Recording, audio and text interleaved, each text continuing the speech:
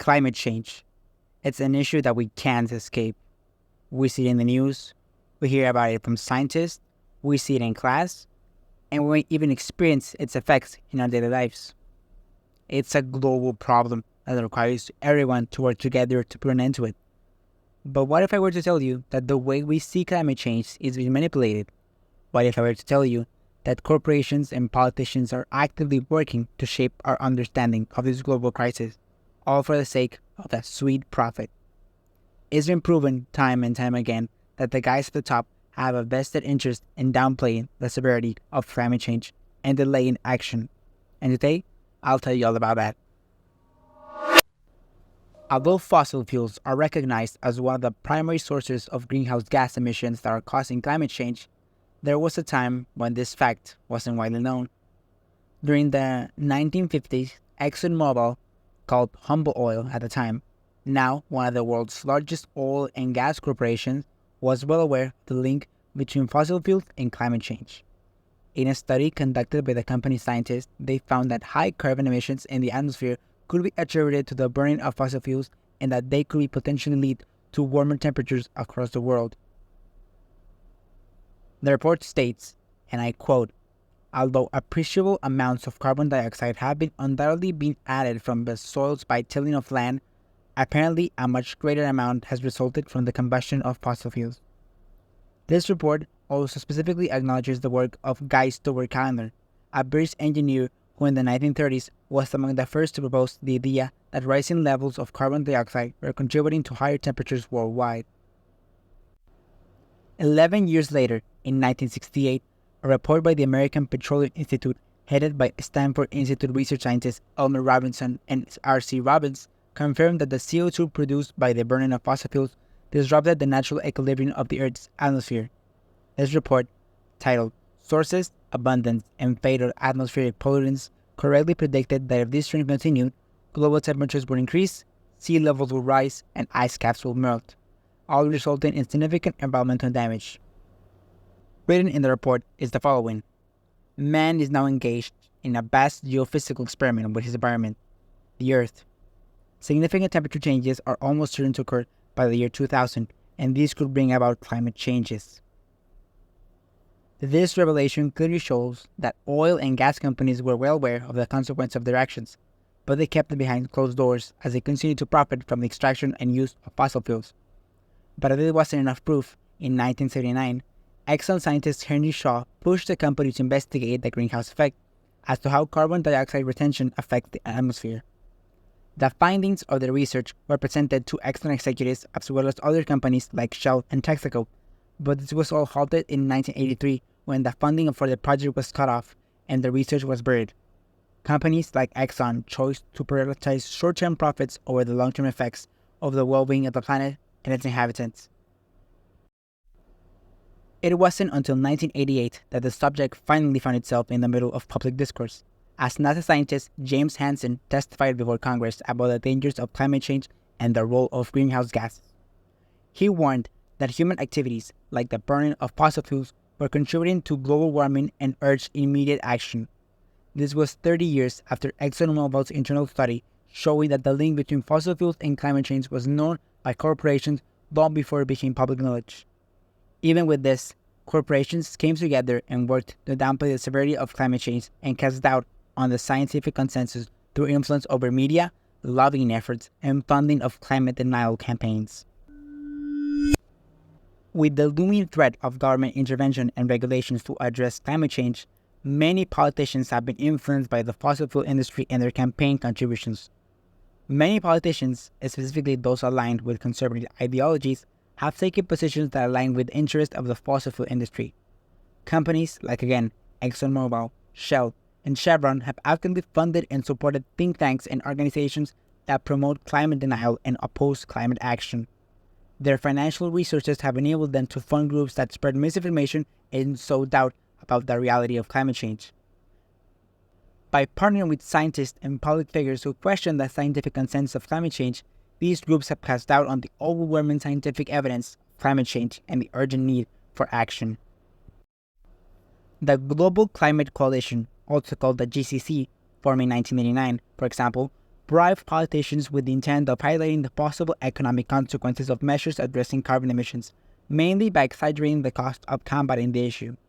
The White House, during the Clinton administration, reported that the cost of reducing greenhouse gas emissions would cost around $7 to $12 billion, while the GCC produced an estimate report claiming it would cost $120 billion. These numbers terrified politicians as well as the public, leading to a notable delay in implementing necessary climate policies. Another argument proposed by the GCC was that high quantities of carbon in the atmosphere benefited the world, as it would lead to increased plant growth and agricultural productivity, tackling the issue of world hunger. Through press releases and publications, the GCC also sought to spread skepticism about climate change, putting front and center the works of contrarian scientists that they had paid for. To help their cause, they hired the public relations expert E. Bruce Harrison, who had previously defended the widespread use of dangerous pesticides. Harrison wrote in a GCC communications plan that they aimed to promote scientific uncertainty and create a false sense of debate around climate change, even though the scientific consensus was clear. The group disbanded in 2001 when the US government withdrew from the Kyoto Protocol, signaling a shift in climate policy. Another organization funded by fossil fuel companies, the American Legislative Exchange, actively promoted climate change denial and opposed policies aimed at reducing greenhouse emissions. They argued that the free market should dictate environmental regulations and that government intervention would harm economic growth. In a meeting in 2014, one of the heads of the group claimed that there was no official scientific consensus on the matter of global warming. Legislators would also take part in the briefings, where they would be given false information on the matter, leading to bills sponsored by them that aims to take a step back from newly proposed environmental standards. I've only talked about the corporate and political side of the issue, but now it's time to get closer to the everyday person and how the media around us has been shaping to support these dangerous agendas.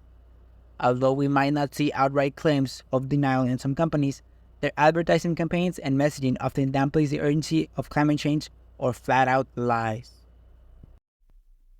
The biggest scandal in recent years relating to media lying and manipulating public perception is undoubtedly the case of Volkswagen's clean diesel. In the 2010s, the German car company came out with new technology that they claim reduced emissions, making their diesel cars more environmentally friendly like hybrids or electric vehicles. However, it was later revealed that Volkswagen had installed software in their vehicles to cheat emission tests, resulting in much higher pollution levels than reported. The cars were found to be violating the Clean Air Act, damaging air quality and contributing to climate change. Volkswagen later apologized and was found guilty of deliberately deceiving the public and regulators, paying upwards of $4 billion in fines. Meanwhile, down under in Australia, they face another issue. The coal industry has a significant influence on Australian media. At the head of this is Gina Rinehart, a billionaire and chairman of the country's biggest mining company, Hancock Prospecting. Her empire reaches deep into the media, as her enterprise is one of the largest sponsors of channels like Sky News. This allows for a dominant narrative that often aligns with the interests of the fossil fuel industry, downplaying or downright negating the importance of addressing climate change and promoting coal. They make the public believe that continuing this practice is necessary and beneficial for the economy and that it will keep providing jobs for many years to come. The coal industry itself only employs around 37,000 people in the country, and renewable energies employ 26,000, even with much less infrastructure. Australia's wide terrain and abundant sunshine provide the perfect conditions for renewable energy sources like solar and wind power, yet the media's focus on coal perpetuates a false narrative that ignores the potential of clean energy alternatives. To complement my research, I interviewed someone who has studied firsthand climate change. The interview itself was 30 minutes long, so here are some of the highlights. My name is Anna Irwin. I am an assistant professor in the School of Earth, Environmental, Marine Sciences here at UTRGV. I'm a social scientist, and I study how people experience and address climate change and other social ecological changes like water changes in water quality, quantity, many different things. But yeah, that's one of the things I do is I work in the realm of climate change. Companies like, for example, ExxonMobil have like misinformed part of the public regarding climate change?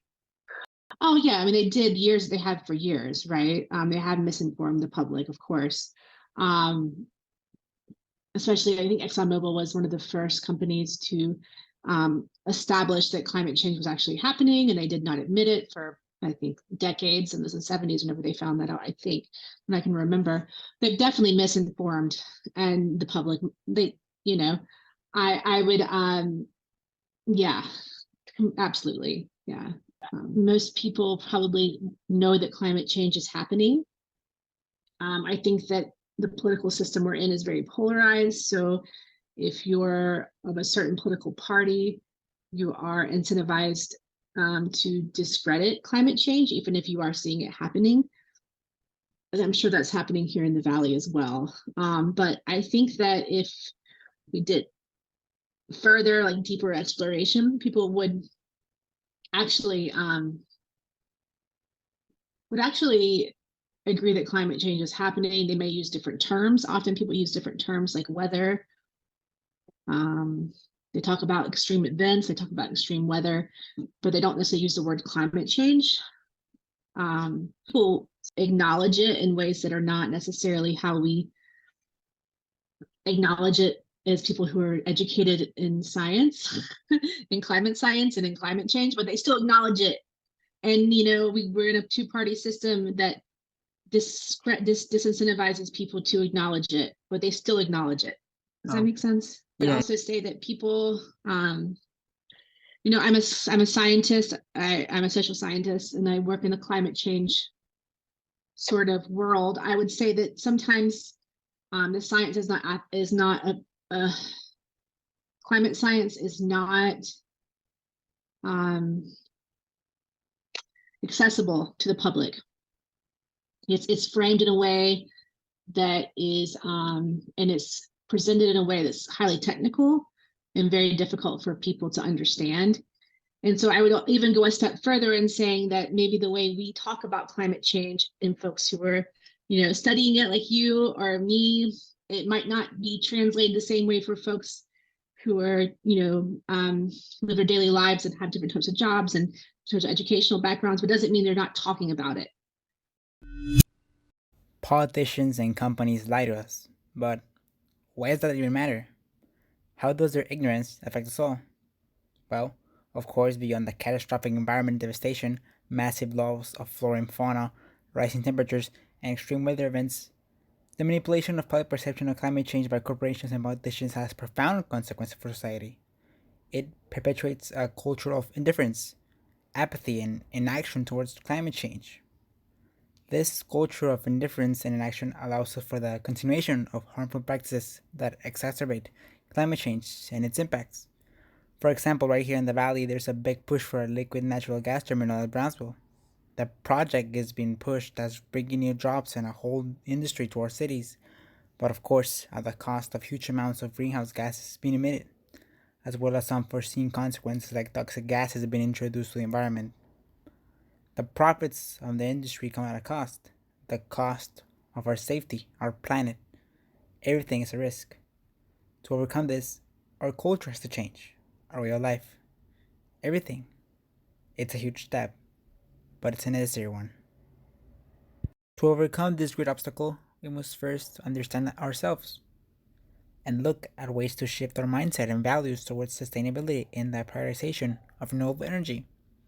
We need to recognize the powers of collective action and hold politicians and corporations accountable for their actions. We must demand transparency and honesty from our leaders and actively support policies and initiatives that promote renewable energy and combat climate change.